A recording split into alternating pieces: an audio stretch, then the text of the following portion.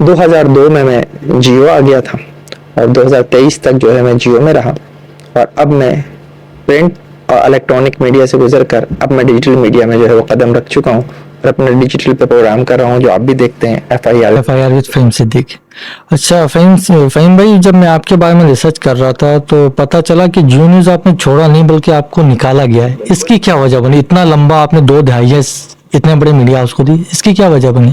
इसकी बहुत सादा सी वजह है जो तकरीबन मुझसे मुताल्लिक तकरीबन हर शख्स ही जानता है और आपके पॉडकास्ट से जिन लोगों को नहीं पता उनको भी जानना चाहिए कि मैं जियो में मैंने बेसिकली एक प्रोटेस्ट शुरू कर दिया था और चूंकि मैं कराची यूनियन ऑफ जर्नलिस्ट का प्रेसिडेंट हूँ और उस वक्त भी था, तो हम ये मुतालबा कर रहे थे जियो की इंतज़ामिया से कि आपने 2017 से तनख्वाहों में इजाफा नहीं किया है और महंगाई जो है वो कहीं की कहीं पहुँच गई है, आप तनख्वाहों में इजाफा करें। और ये इजाफा मैं अपने लिए नहीं मांग रहा था, मेरा उनसे मुतालबा था कि आप 2 लाख तक की जिनकी तनख्वाह है उनकी तनख्वाहों में इजाफा कर दीजिए ताकि लोगों की ज़िंदगियाँ थोड़ी सी आसान हो जाएं। मेरी तनख्वाह 2 लाख से ज़्यादा थी तो मैं अपने लिए कोई मुतालबा नहीं कर रहा था, कुछ नहीं मांग रहा था।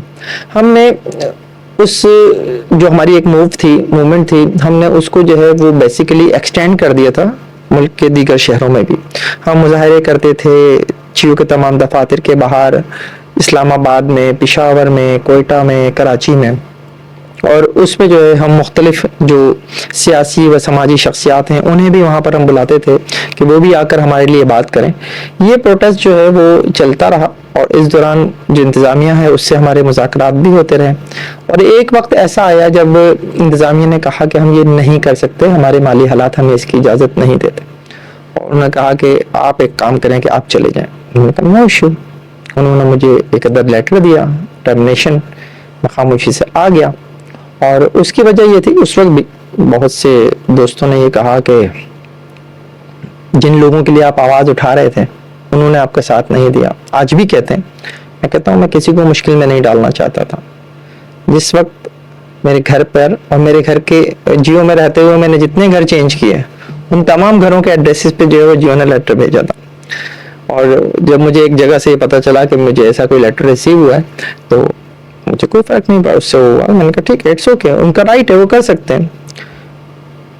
और मैंने अपने स्टाफ को जो मेरे साथ जो है वो मुझे छोड़ने नीचे तक आना चाहता था, मैंने किसी को अपने साथ ऑफिस की लिफ्ट तक भी नहीं आने दिया कि नहीं, मैं किसी को मुश्किल में नहीं डालना चाहता। और आज भी मैं ये कहता हूँ मुझे इस पर कोई रिग्रेट नहीं है, मैं अपने लिए कुछ नहीं मांग रहा था, मैं जो कुछ मांग रहा था जियो के मुलाजमीन के लिए मांग रहा था और सबकी अपनी अपनी मजबूरियां होती हैं यार, तो मैं किसी को क्यों मुश्किल में डालूं, किसी से कहूं कि यार अगर जियो ने मुझे निकाल दिया तो तुम मेरे लिए जो है आवाज बुलंद करो। नो, वो मेरी लड़ाई थी, बेशक उनके लिए थी लेकिन लड़ाई मेरी थी ना, मालिकान को मैं बुरा लगा ना उस वक्त। तो उन मुलाजमिन की तनख्वाह नहीं बढ़ाएगी? नहीं बढ़ाएगी।